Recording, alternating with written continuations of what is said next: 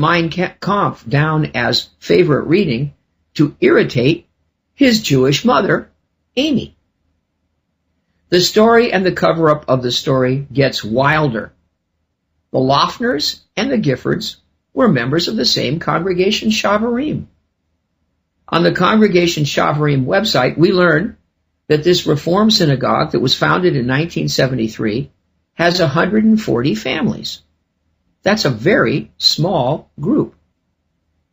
The rabbi, Stephanie Aaron, surely knows every single family member of her congregation on a first-name basis.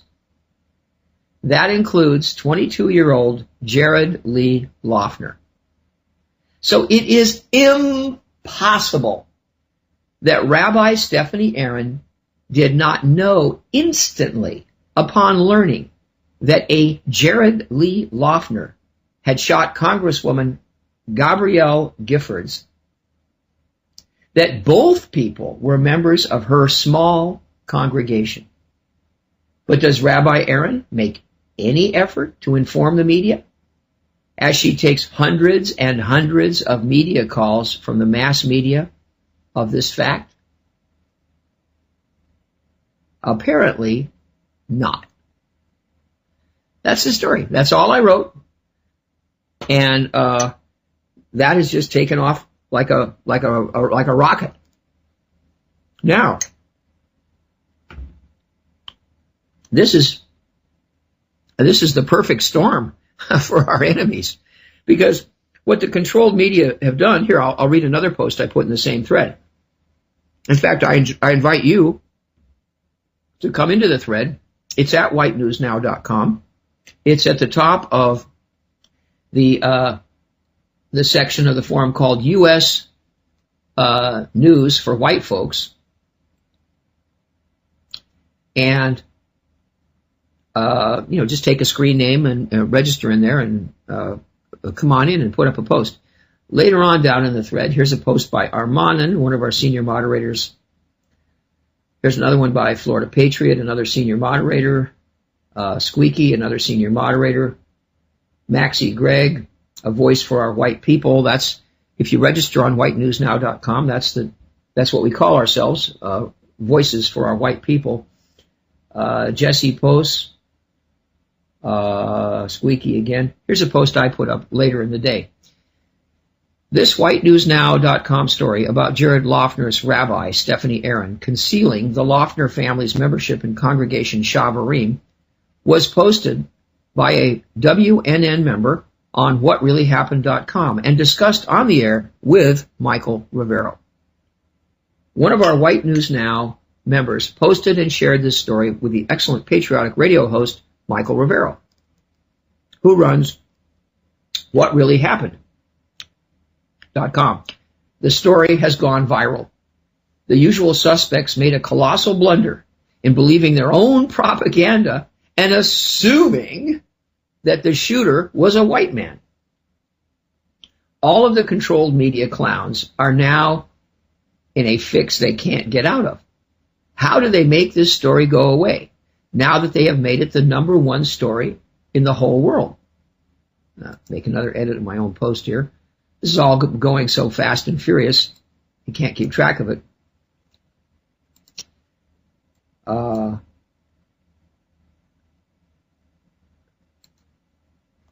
Okay.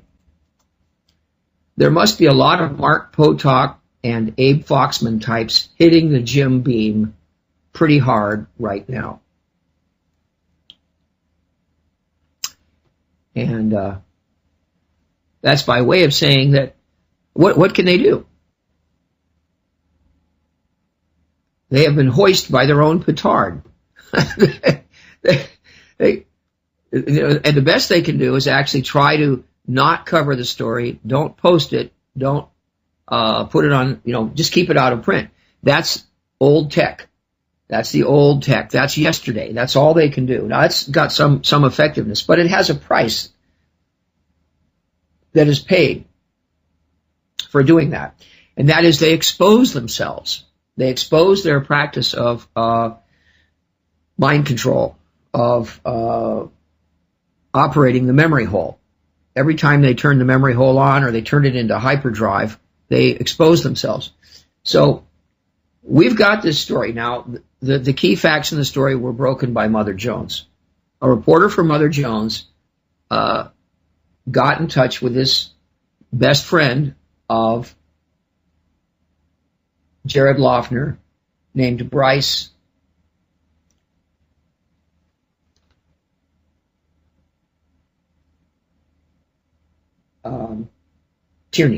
Bryce Tierney. And that's where the bombshells have come from. Here it is, Smedley Butler on White News Now, also a senior moderator. So there's some pretty impressive folks in here posting on this. He has a screen capture of the page 2 of the article in Mother Jones entitled Exclusive, Loughner Friend Explains Alleged Gunman's Grudge Against Giffords. And this is a Monday, January 10th story that went up at noon. And when did I post my story? Let me see here. I posted mine 8 hours ago. That's at noon. Here it is. Here's a quote from page 2. Bryce Tierney believes that Loughner was very interested in pushing people's buttons, and that may have been why he listed Hitler's Mein Kampf as one of his favorite books in his YouTube page. Loughner's mom is Jewish, according to Tierney. And there it is, folks. Boom. Loughner sometimes approaches... Okay, let's see here. Okay, the rest of it. We'll get to the rest of it. But that's that little part in parentheses there. Loughner's mom is Jewish, according to Tierney. That little parenthetical bit in Mother Jones, that is the bomb that just went off. And folks, Mother Jones isn't equipped to emphasize this point. Mother Jones is a left-wing rag. They can't, they're sorry. Well, it's going to boom their sales and circulation, but they've got to be kind of sorry that they discovered this. And so their key discovery, they actually almost apologetically put it in parentheses. Kind of a lame way of putting a fig leaf over it. And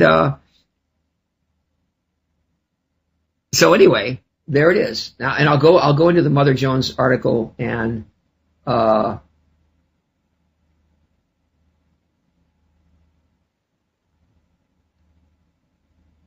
let's see here. There are other Jay of Melbourne posts and Armanen again and Alexander Hamilton Ep posts. These are just posters on White News Now.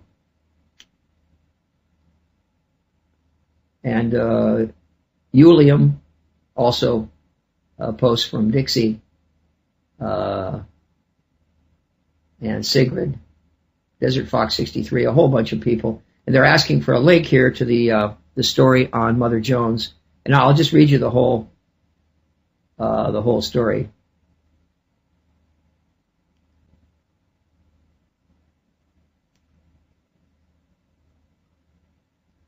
All right, here we go. Let's go on over here to Mother Jones.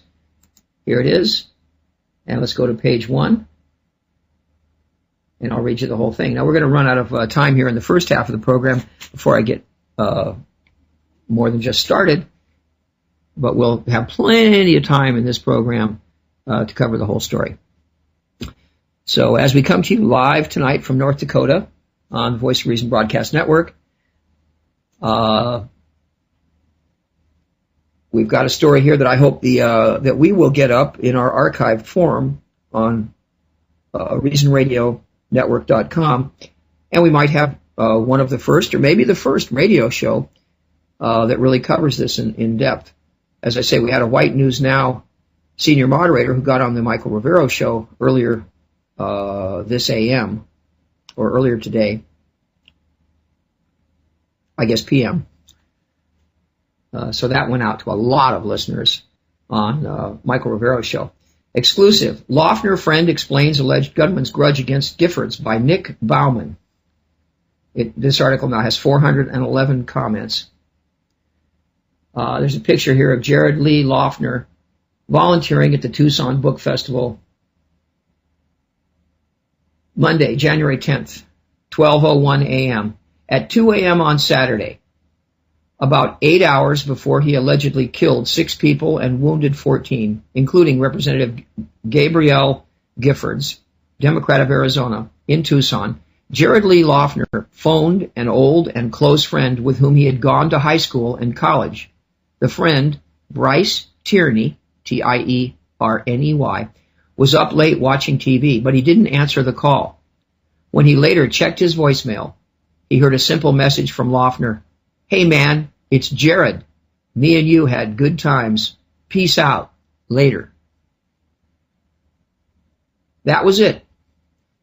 But later in the day, when Tierney first heard about the Tucson massacre, he had a sickening feeling. Quote, they hadn't released the name, but I said, holy shit, I think it's Jared. That did it. Unquote.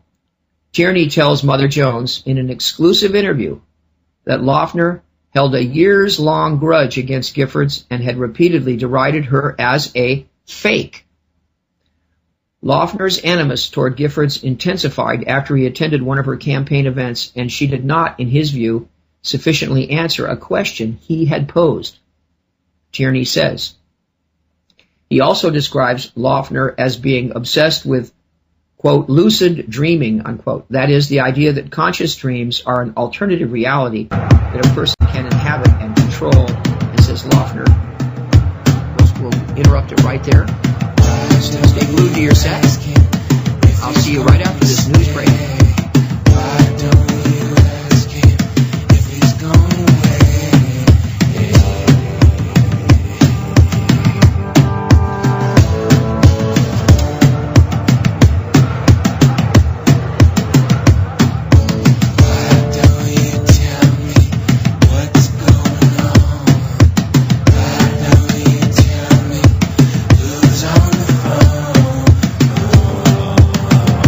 We'll be right back with the Jamie Kelso Show.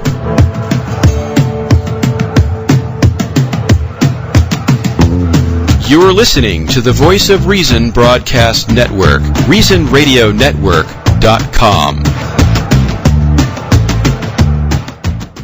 Let's talk about this. An 18-year-old who simply turned on the camera on his cell phone. Most cell phones these days have some type of camera on it. But that's just the beginning. Video cameras are becoming smaller. This pen even has a camera inside it. It's actually called the Video Spy Pen.